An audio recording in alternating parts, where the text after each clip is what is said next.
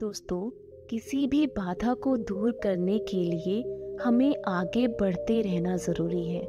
अगर हम रुक जाएंगे तो कभी भी लक्ष्य तक नहीं जा सकते। इस संबंध में एक लोक कथा बहुत प्रचलित है। कथा के अनुसार एक व्यक्ति के जीवन में समस्याएं बहुत अधिक थी। बचपन से ही उसे परेशानियों का सामना करना पड़ रहा था। पिता का देहांत हो चुका था और बचपन में ही माता भाई बहनों की पालन पोषण की जिम्मेदारी उसके ऊपर आ गई थी। बड़े होने पर व्यक्ति का विवाह हुआ, लेकिन शादी के बाद भी उसकी समस्याएं और अधिक बढ़ गई। उसके जीवन में एक परेशानी खत्म होती तो दूसरी आ जाती थी। एक दिन वह एक संत के पास जाता है और उनसे कहता है, आप मुझे अपना शिष्य बना लें। मैं परेशान हो गया हूँ, बहुत दुखी हूँ। संत ने कहा, ठीक है, तुम मेरे शिष्य बन जाओ। मुझे बताओ क्या परेशानी है।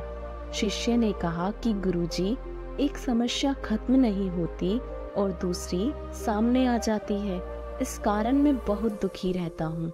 किसी भी काम में सफलता नहीं मिल पाती है। गुरु ने कहा, ठीक है, मैं तुम्हारी समस्याओं का हल बता दूंगा। अभी तुम मेरे साथ चलो। गुरु नए शिष्य को लेकर नदी किनारे चले जाते हैं।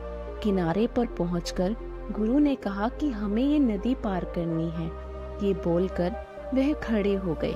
शिष्य भी गुरु के साथ खड़ा हो गया। कुछ देर बाद शिष्य ने कहा, गुरुदेव, हमें नदी पार करनी है तो हम यहाँ क्यों खड़े हैं? गुरु ने जवाब दिया कि हम इस नदी के सूखने का इंतजार कर रहे हैं। जब ये सूखेगी तब हम इसे आसानी से पार कर लेंगे। शिष्य को आश्चर्य हुआ। वह बोला, गुरुजी, ये कैसी बात कर रहे हैं? नदी का पानी कैसे और कब सूखेगा ये तो हमें नहीं पता। हमें नदी को इसी समय पार कर लेना चाहिए।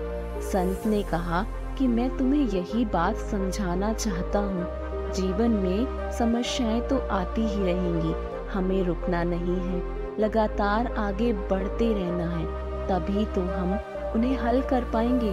आगे बढ़ते रहेंगे तो समस्याओं के हल मिलते जाएंगे। अगर रुक जाएंगे तो एक भी बाधा पार नहीं कर पाएंगे। शिष्य को गुरु की बात समझ आ गई और उस दिन के बाद उसकी सोच बदल गई। तो दोस्तों, हमें भी अपने जीवन में ऐसे ही करना चाहिए।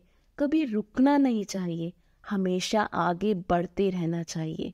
जब आप आगे बढ़ते रहेंगे तो आपको आपकी समस्या का समाधान मिलता रहेगा। धन्यवाद।